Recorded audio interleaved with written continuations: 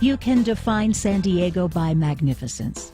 The nation's 8th largest city borders the Pacific Ocean on one side, Mexico on another. And right here we have the actual border fence that separates the United States from Mexico, Tijuana, Mexico. You can define it by miles. 331 square miles, home to more than 1.3 million people. The community is huge. I mean, that's what we're here for. That's our job. And I mean, that's what's drilled in since day one. As for the 1,300 uniformed and civilian personnel of the San Diego Fire Department, we run fires, we run medical aids, we do EMS, we have lifeguards. We can't be stagnant. This is a city defined by a mission. You know, our mission-driven culture really is about, identifying what we are from an operational culture perspective. What are the values? What are the principles? What are those things that drive us as a department? What are they now, and what is it that we would like them to be? It honestly takes a lot of heart. We had 20 calls yesterday. 6 of those were after midnight. Kept you busy. It did, nonstop.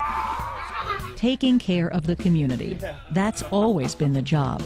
Taking care of themselves, that's a work in progress. There's nothing more important, for any fire chief than the health, safety, and well-being of their firefighters. There's absolutely nothing more important. The San Diego Fire Department is taking tough lessons learned, training in new ways, talking about it with others, and hoping it helps any firefighter anywhere. It's not just your responsibility to the citizens of San Diego, but to the department and to your brothers and sisters to make sure that you hold up your end of the bargain and make sure that you're ready for that call.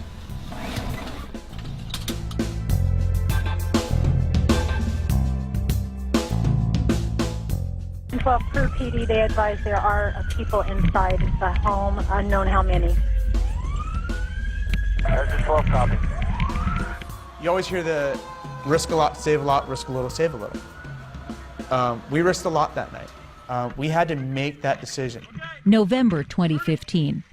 A helmet cam records the action at a fire in a single-story, single-family home in San Diego.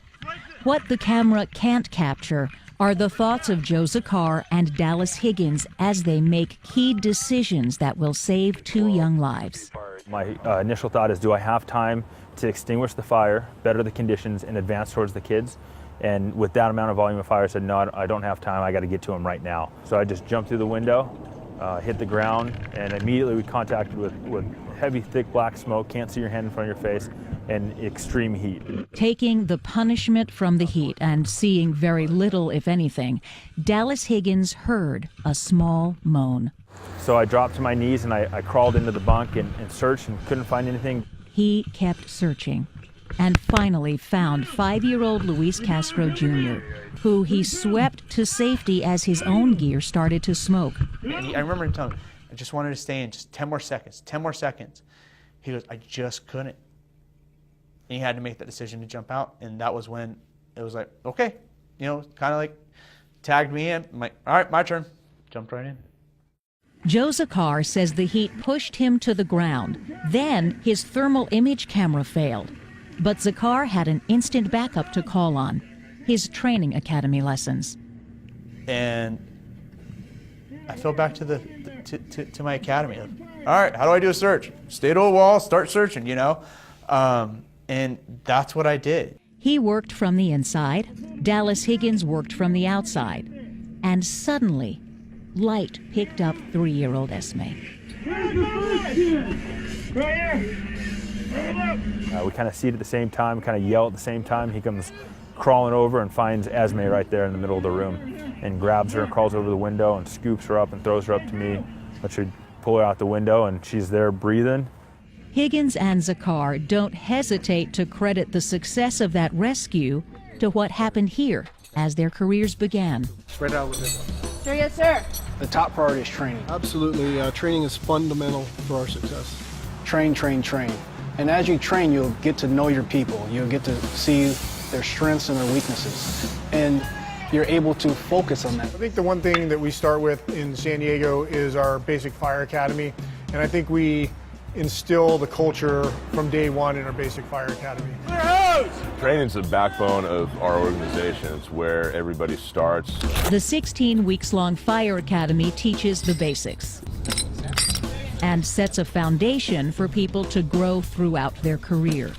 One of the first steps is making certain that foundation is physically strong. From day one in the fire academy, we have a very strenuous, physically demanding fire academy. Just in the past, probably 10 academies or so, we've had a large decline in physical ability across the board of people coming into the academy.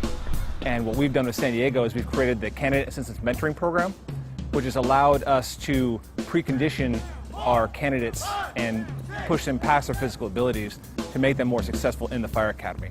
Working stronger, working smarter. Everything that we teach in a basic fire academy starts with being safe. So it starts from the very beginning when we're in the classroom. We teach them the right way to do things. Even meals can be a chance to learn. Something that we like to do in the fire service is eat.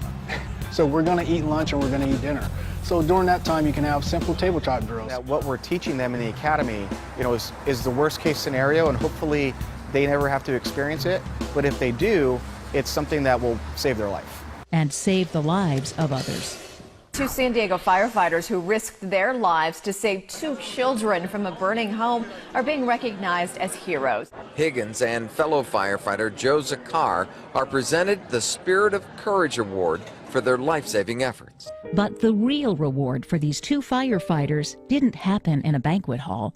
So we went upstairs, and the nursing staff, just the staff, everybody, the nurses, the doctors, the techs, everybody at UCSD Burn Center was absolutely amazing. When they saw us walk into that burn unit, they were all coming up to us and giving us hugs and just going, I don't know how you do what you do. I don't understand it. I don't get it. But thank you for doing what you do. The connection to these children continues today. To see them heal, to see them now being kids is amazing. And so does the connection to their training. The Fire Academy has a very high importance placed on firefighter safety, firefighter survival, and giving firefighters the tools to be able to mitigate incidences like this that are extremely dangerous, that are high risk, that are hot, that are smoky, very extreme situations. We, as firefighters, we want to go, go, go. We want to just charge. But sometimes you have to slow down and you got to think about what you're about to do.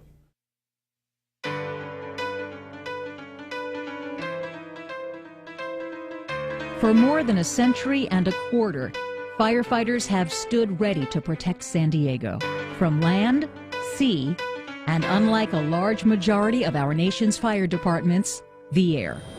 San Diego is actually very diverse as far as the topography. We have everything from cliffs to ocean to mountainous regions to urban interface. We really have it all. The helicopter itself is very valuable in the fact that we can respond quickly with water, get that initial water on a fire, and try to keep the fire small before they have time to grow. Every element is deliberate. From the night sun, almost as bright as day. Our night sun has 30 million candle power capability, can light up a city block. To the European hoist profile learned from colleagues in Germany. The way that we do our hoist profile is different than a lot of people in the country. It's a European technique that we learned from some folks in Germany that came over and did our initial training. Other than the power dependency part of it, which is a big safety factor, it's much easier on our medics and on the people that we rescue. Yet the most rehearsed plans sometimes bring new lessons. Started out as a small fire, as all fires do, in the backcountry east of Ramona. The 2003 Cedar Fire, one of the largest wildfires in California history, brought lessons that changed this fire department. We lost 2,800 homes at least, 270,000 acres, and the fastest wildfire ever recorded. Captain Mike Howell says there were good things. Many homes saved, no firefighter lives lost, and an important realization that the training book needed a revision. It showed us that we weren't, as a community and as a fire department, we weren't prepared for something like that. We didn't think it could happen, or weren't planning for it. A fire coming out of the backcountry that that big and devastating. We hired a company that came in and did a formal after-action review of the entire incident, and it came up with a long list of action items, and the department immediately started working on those action items. So from there we got new equipment, we got new training, we had a new emphasis on wildland firefighting, but the biggest thing it did was the community, was we got money to do education, public awareness. The San Diego Fire Department values those lessons learned. We're very open to learning. And there's always mistakes made on emergency incidents, and it's the willingness to be able to step up and say, hey, I made a mistake here, and this is what I learned from it. And if we have this same type of incident again next time, this is some things we can do to change that. It's meant changes in policies and procedures, true culture shifts, whether it's a wildfire or a structural response. We never provided for safety for ourselves. We assumed that the civilian was the one we were out there to rescue, and we would just deal with ourselves or whatever would happen to us. So firefighters made their safety a key component of each response.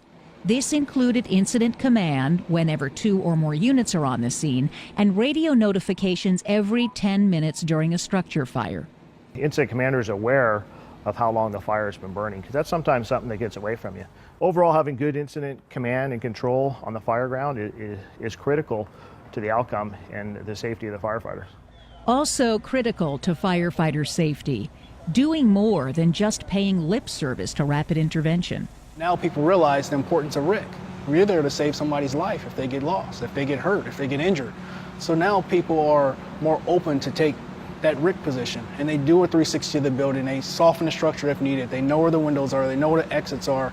They formulate an important plan to be able to remove people from that building, and just things like that have helped us out a lot. None of this can happen without the hard work required for real culture change.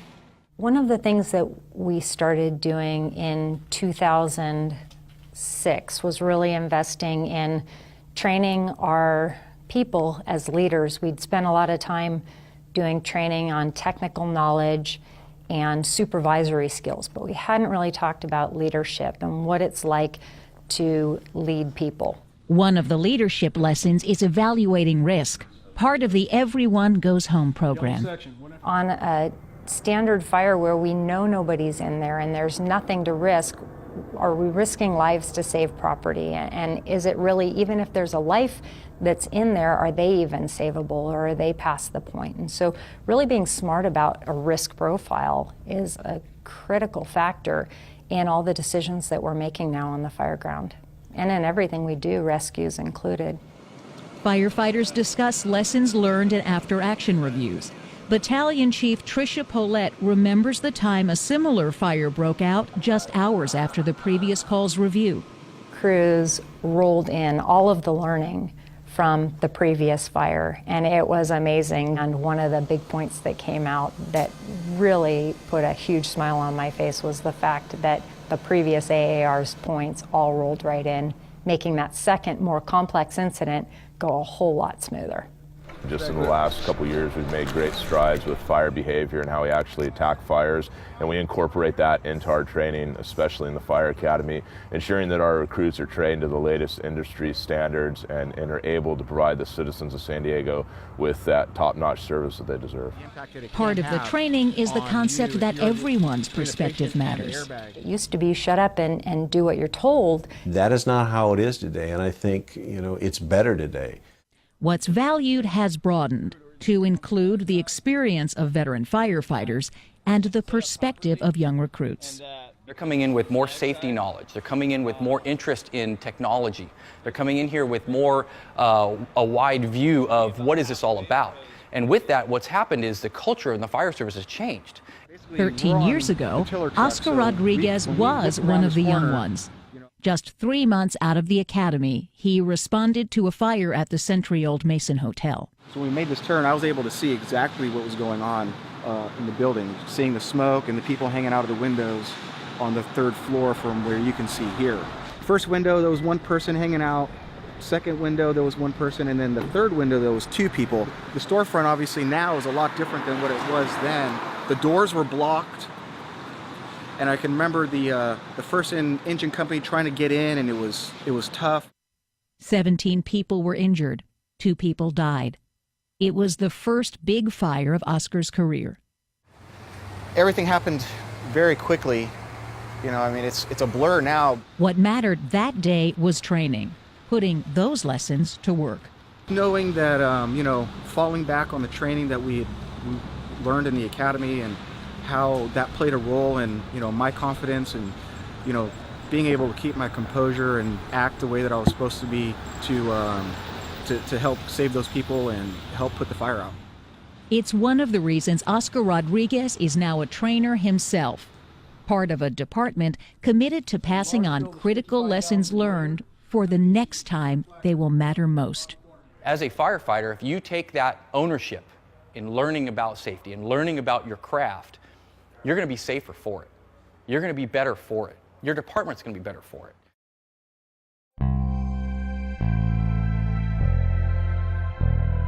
You know, wellness as a whole is a tough thing to tackle, and it's new to us. Fire Chief Brian Fennessy has been a firefighter since 1978. I worked at the busiest firehouses. I took a lot of pride in being at the busiest fire station in the city of San Diego, running 20, 30 plus calls, and my helmet showed that. And that helmet represents a part of the experience Chief Fennessy doesn't want his firefighters to imitate. My helmet was crusty, it was black, and when I went out and I worked overtime in some of the lesser busier areas of the city, it was like a badge of respect. Man, what a mistake that was. And I share that story with my firefighters all the time. The beauty is that we have a chief that understands that. And so we're shifting our focus from being reactive to being proactive, and we plan on making a difference. It's a belief and a brand. We've created a brand, and our Cancer Awareness and Prevention Program brand, and the crux of the brand is clean air, clean body, and clean gear, and we call it the 3 C's. Clean air essentially revolves around wearing your SCBA 100% of the time, and that doesn't mean, myself included, for years would shed my BA as soon as we had knockdown, and I'd wear my bottle but not my mask, and I don't know what kind of sense that made. Now it's clean air, no exceptions. Well, I think the best teaching tool is repetition. So when we're out here and we're having them do BAs for time, we are serious about, it's no good if your skin is showing. It's no good if you didn't open your cylinder. We're trying to fight a culture that's well entrenched, and the culture is a macho firefighter covered in soot, doesn't wear his breathing apparatus, and that's not so easy to change, but we believe we can. But essentially that's what people are saying now. They're saying, well, I'm tired of wearing this bottle, I want to take it off. And it's not that heavy. It really isn't. If you want to know what heavy is, wait till you're so weak that your wife has to help you up the stairs because of the treatment you're going through. Dan King once thought going without a mask and wearing dirty gear made him tough. Well, I started having a sore throat. I started having, I could feel like a lump in the back, and typical American male, figured it would go away. It's just postnasal drip, it's something to that effect. For probably 9 months I had a sore throat, and finally decided it was time to get it checked out, and I went to my doctor. He said it's medical speak, it's squamous cell carcinoma, cancer. That's when he learned what tough really was for him and his family. He said, this will kill you if we don't do something now. There's a lot of tough things that we've all done as firefighters. This was one of the hardest thing I've ever done, and as hard as I thought it was going to be, it was 100 times harder. Throat cancer is one of the most painful cancers. One of his oncologist nurses said getting cancer is like being hit with a bat. Getting throat cancer is being hit with a bat with nails. Because of the location and the radiation and the chemo at the same time, it devastatingly broke his body down. Dan King says he wouldn't change his job, but believes everyone has to change how they do it. I think that we can wear our mask longer, some sort of respiratory protection. Just another 30 minutes is going to how many people, how many firefighters across the country can we save? by just doing that. You know, cleaning up their gear. How many more can we save? And the members of the department that have fallen and been stricken by cancer and that have recovered, many have recovered, many have not, they're the ones leading this charge. Clean bodies means procedures, including commercial wipes to get carcinogens off the skin and reduce exposure time. Clean gear means commercial washers that erase the idea that soot-stained turnouts are a badge of honor. They have their own boots, that's a safety thing. We teach them to launder their equipment, keep it sanitary, so that's a safety thing. We issue them, you know, their own gear, so there's nobody sharing gear. The next step, clean living, and a center to help put the strategy to work. We have what's called San Diego Sports Medicine and Firefighter Wellness Center, where we, on an annual basis, go in and we get a maximal stress test and a physical examination and blood work, really a comprehensive physical that's proven very beneficial in detecting early cancers in many of our members. Luckily for the firefighters, the city of San Diego and other municipalities around the San Diego region see the merit in it also, and the cities and the municipalities pay for this physical for them. They understand the cost savings as well. I mean, it only takes one cancer diagnosis, if we catch the cancer early enough, to pay for the whole program for an entire department for 1 year. It's where cancer survivors like Anne Francois can get checkups and give advice. Keep your gear on and keep it clean.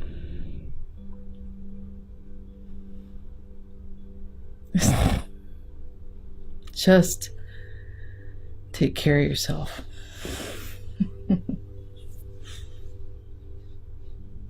Every firefighter comes here every year, face to face with the risks that come with the job. Statistically, we know that firefighters are more likely to die early of heart disease, of heart attack.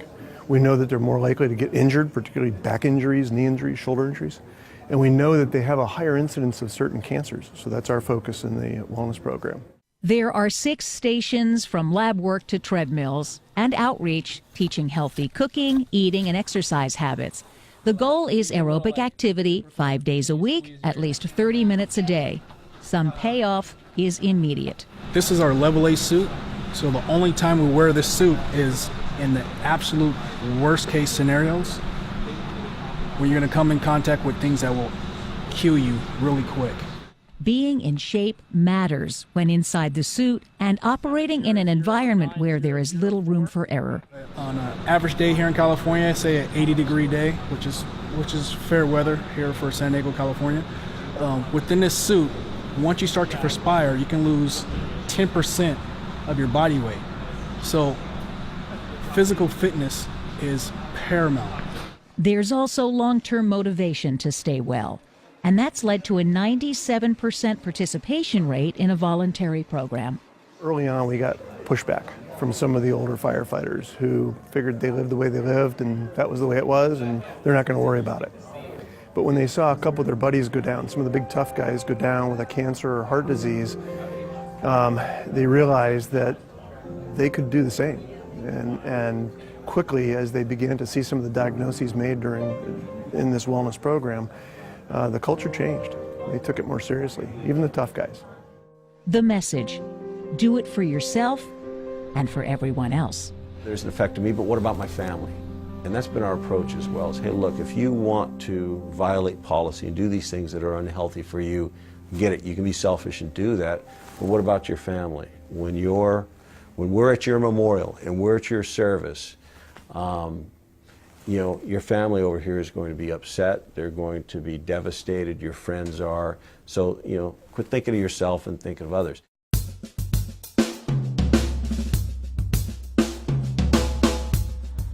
Firefighters are firefighters. They love what they do. It's the best job in the world. You hear that all the time, right? We're here to help the community. We're here to be the voice on the other end of the line when they're having a bad night, stuff like that. So just glad to be here and be a part of it. Service above all. But if we're not, you know, serving and looking after each other, we're not doing the public, you know, the kind of service that they expect from us. but there are things that affect firefighters that don't affect the normal public. They see horrendous things, horrific things. Imagine they respond to the worst day of people's lives every day, day in, day out, for a 30-year career. When I came on many, many years ago, that was something that we just kind of shoved back, and we didn't really talk about it. We talked about it among the crews, but you weren't seen as tough or strong if you showed any kind of sensitivity to maybe what you were exposed to. Completely different environment now. San Diego Fire and Rescue responds to more than 150,000 calls each year. That's about one call every 3 minutes. Most seem routine, but the fire service too often has learned the difficult lesson that can come from believing any call is routine. One of those reminders came during a medical aid call for an intoxicated man, June 24, 2015. The location, the trolley stop at Park and Market. It's hard to just describe how ordinary this call was. This call we've run thousands of times downtown. I mean, I probably could have run the call literally asleep. It was that boring, that routine. Getting a call like that isn't abnormal for us. Of the 20 to 30 calls we run a day, 5 to 10 of them at least are going to be some kind of drug or alcohol abuse. We parked here, I came down, I got my gear, got my medical aid gear, and then make my way down toward the stop. It seemed the call would be even easier thanks to Ben Vernon's conversation with a bystander. I could tell right away they were both homeless. The bystander gave me a turnover, told me that the patient was intoxicated, that he'd mixed his medicines. I asked the bystander if he knew the patient personally. He said he did not. He gave me a turnover about 30 seconds. I thanked him. He said no problem, and he walked away. My partner and I turned our attention to the intoxicated male, trying to help him.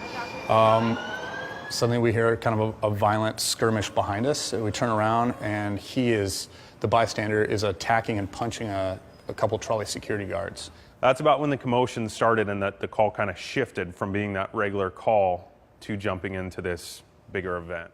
A security officer's body camera captured what happened next. When I saw he was going to attack me, this space shrunk quite a bit. Yeah, so he started running at my partner, swinging his arms in a weird manner. I didn't see the knife. I never saw the knife.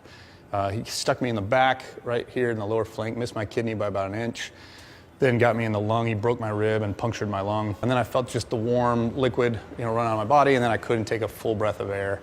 And I knew immediately, I was like, oh no, I've been stabbed. And then I thought, oh no, my partner, and I turned, and he'd already been stabbed multiple times as well.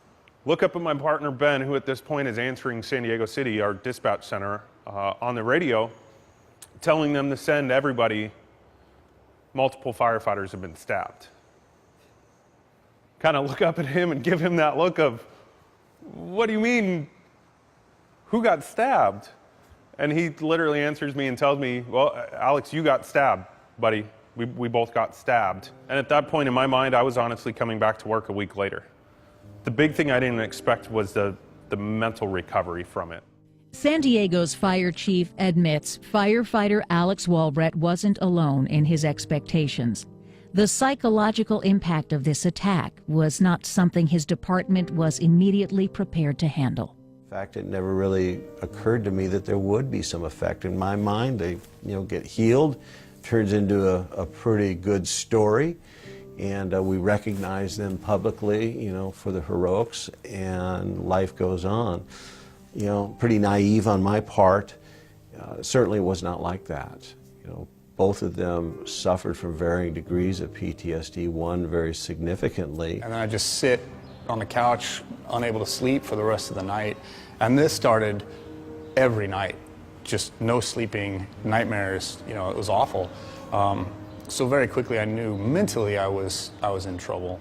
It took 6 or 7 months before I could go out in public in a crowded place and not just be overwhelmed with anxiety. I had to leave family Christmas parties because rooms were too crowded and I couldn't keep that anxiety down. And we couldn't, in our own best nature, say that we were doing the absolute best for our own firefighters. So the mindset and the system changed. Since that time, our San Diego Firemen's Relief Association has been leading the charge on the mental health and mental wellness initiative. So some of our work is about retraining, shifting that idea that no, this is actually a normal response. It's actually normal to have a response to it.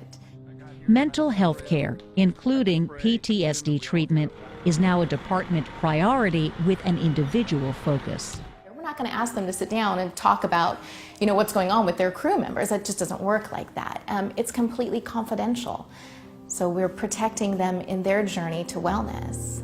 So I would just advise other cities, having a psychologist that actually is trained for police and fire is huge. That's unbelievably important. I asked recently how many firefighters were going to Focus, and they said 40 were seeing the police psychologist. So we went from one guy to 40 overnight, and it really kind of opened our eyes that a lot more people needed help than we thought.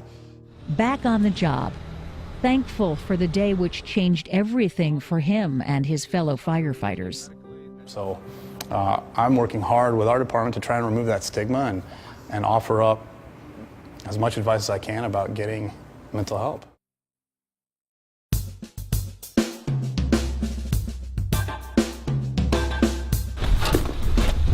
I absolutely love this job. This is something that I get to do to provide for my family, to provide a service to the public, and it's something that I'm blessed that I'm able to do. Firefighting is filled with uncertainties. You never know when you'll get the call for the biggest fire of your career. Get a diagnosis from a doctor which changes your life. Respond on a run that seems impossible to get out of your head, or have the chance to save someone else's life. It makes certainties more critical than ever. Large disasters are becoming larger. They're happening more often. That no department, no matter how big you are, is going to be able to handle it on your own. There is nothing more important than saving your friend, your brother, your sister, your cousin, whoever might be on that fire ground. My goal is to go home to my wife every day. And now as an engineer, I tell my probationary firefighters, my goal for you guys every day is to get you home safe. For you to leave the same way you came to work. And that's the goal.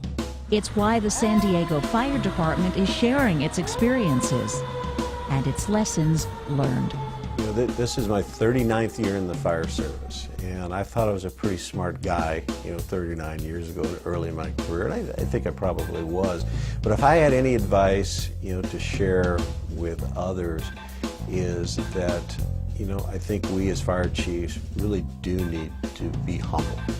We need to understand humility. We need to set our egos aside. There needs to be acknowledgement that there's things and hazards that we don't deal with in San Diego that they may deal with throughout the country. Not everybody can be an aggressive engine company, first in, sending your first 2 firefighters inside. It doesn't work that way everywhere around the country. It doesn't work that way everywhere, for us even. But your mindset has to be about safety. Don't keep quiet when it comes to safety. For so many fire departments, they ask me, how can we replicate some of what you're doing? I say it's really all about relationship building, because there are so many advocates out in our community that absolutely love what firefighters do, our mission, our noble cause, and they just want to be asked for help. We like to say, how many times we go to restaurants, they say, well, the customer is always right, the customer is always first. It's really kind of a different paradigm that we're talking about. It's about making our firefighters first. Because if we do, and we invest in them, and we do the things we need to do, the public, the community's gonna get a better service. They just will.